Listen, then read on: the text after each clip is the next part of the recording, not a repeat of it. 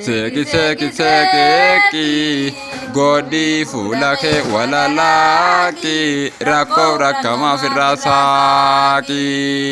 Seki seki seki seki godi fulake walalaki rako rakama firasaki. Seki seki seki godi fulake walalaki rako rakama firasaki. Ashama harka fuuni akkam jirtu daawwattootaa fi hordoftoota keessummoota Oromiyaa Koflaa Neetwoorkii qalbii bohaarsituu uummataa keessummaa kabajaa nama lamaasitti qabannee isinii dhiyaannee jirra.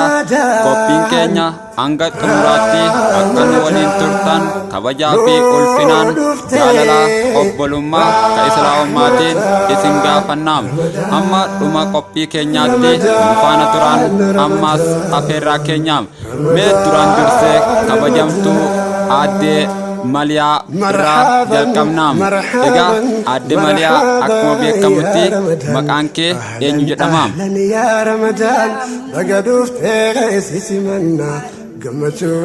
Maliyaa amma jedhamta? Eessa jiraatta? Awwadaa mee duraan dursee bismillaadhaan maqaa rabbiitiin eegalii. أهلا أهلا يا رمضان وقدوف سيسمنا جمتودان سيسمنا إيش بكا ولتجيبنا إجا جمع قبضي خانتي دبراي چان ما دران درسة مكان كأين جدام دران درسة بسم الله الحمد لله والصلاة والسلام على أمين وعلى آله وصحبه أجمعين أما بعد مكان كي يدوريتي جام jiraattu gandeessaati. Jiraattu ganda limaa'e.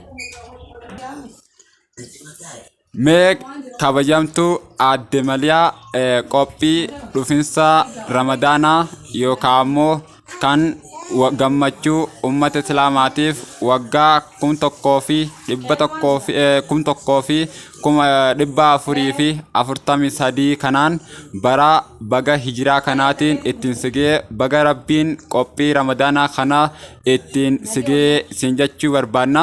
Mee soomanni dhufuudhaaf guyyaatii 13 lakkoofseera. Mee soomana kanaaf qophiin kee maal fakkaata?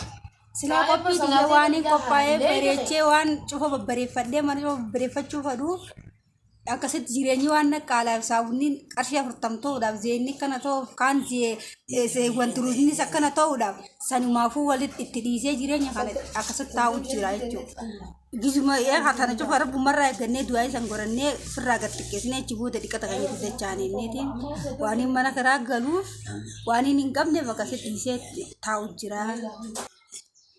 Egaa kabajamtuu aadde Dureetti Abrahaam jiraattuu ganda Limaay mee qophii dhufinsa soomanaa Ramadaanaa kan bara 1443 kanaan baga ittiin sigee baga rabbiin ittiin si gammachiisee jenna.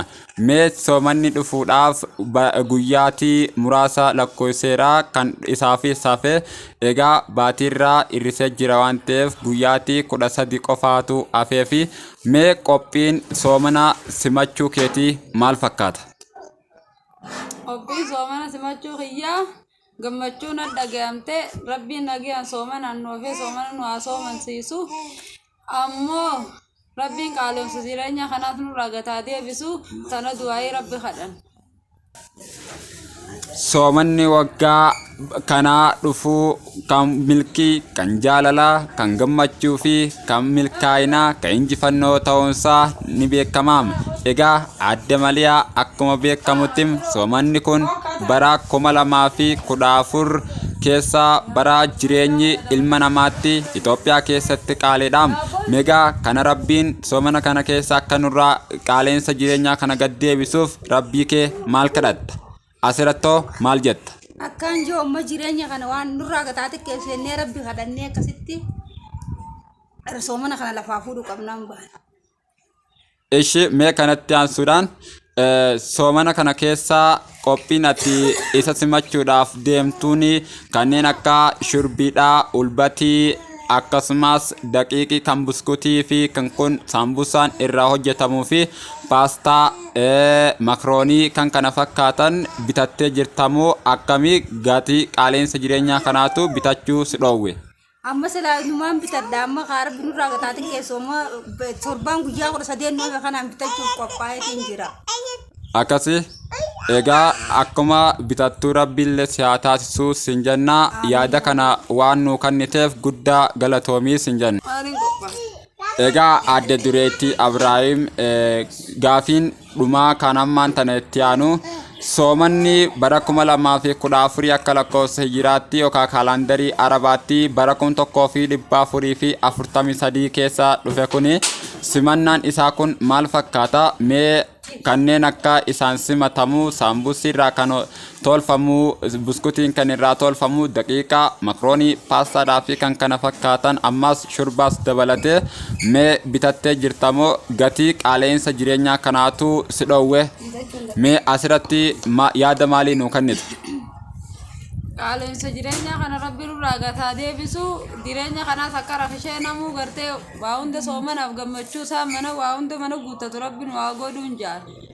Egaa mee kanatti aansuudhaan akkasumas gaafii lammaffaa kan si dabalu ilaa kumbulii huccuu seelanii mushammai kiishii makaddaa sitaaraa qulqullina mana kan bara waggaa kote haramee ammas waggaa dhufu kanatti soomanni dhufaa waan jiruuf guyyaatii 13 qofaa ta'ee guyyaatii 13 kana keessatti qulqullinni mana keetiitii fi qophiin isaa kanneen akka kumbulii fi kun miicamuu isaarrattoo yaada maalii nu dabarsuu barbaadda?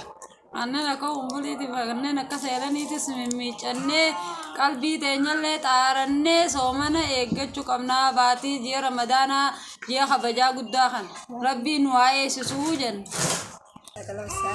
Adde Maliyaa gaafiin keenya kan dhumaa ammaan tanatti gaafatamuudhaaf qophiirra jirtu mee qulqullinni mana keetii qophii dhufinsa ramadaanul kariim kan rabbiin waggaadhaan nuuf fidee ummata islaamaa mara gammachiisu kana diliin ati hojjette hundinuu kan ittiin sirraa dhiqamtuudhaa fi akkasumas kan milkiin ittiin si seentu kan waggaadhaan simannu kuni ammaan tana guyyoota 13 muraasa lakkoofsee jira waan ta'eef qulqullinni mana kee keessaa fi alaa akkasumas keessa keetii qalbii keetii maal fakkaataa daawwattootaa fi hordoftoota keenyaaf maal ibsuu barbaadda? Mee dhaamsa gabaabaa tokko nuu dabarsi. Waan akkumaan keessa jirutti waajjira diddiqadhee haa qophaa'ee keessa kiyyaas xaaradhee soomana kana simachuudhaaf qophaa'ee taa'ee eeggachuu jira. Egaa mee kanneen akka kumbuliidhaa, seelanii, mushammii, kiishima kaddaa, sitaarii fi kan kana fakkaatan qulqullinni isaanii sadarkaa maalirra jira jettee yaadde? Sila rabbiin nu kanneen sanfirraa gatarree kabiraa bitannaa alhamdulillah hammoo akkuma keessa jirru kaan firraa mimmiinyee tolfannee akkasitti haa'uudhaan ammoo qophooyinee taa'u jira. Akkasi mee qulqullinni qalbii keetii too maal fakkaata? Waa haa kumbula bichaa fi mana qulqulleessuu miti keessa xaaruudha akkasi keessa rabbiin waa xaaruun jira. Mee daawwattootaa fi hordoftoota jaallatamtoota keenya kanaafoo maal dabartita? Nagiya rabbiin waa godhuugaa isiniis akkasii waliin waaf warra matuu soomanuun waa godhuun jira.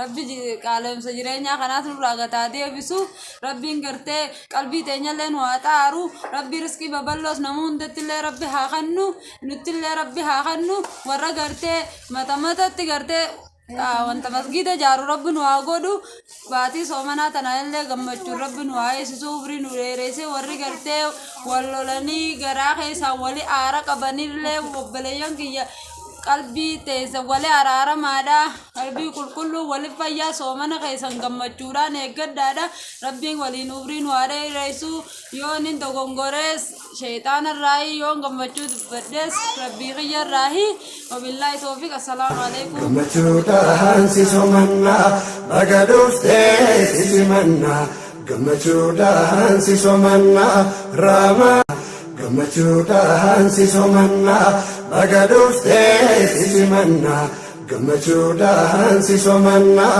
raamaa gammachuudhaan si somanna baga dhuftee si simanna gammachuudhaan si somanna rama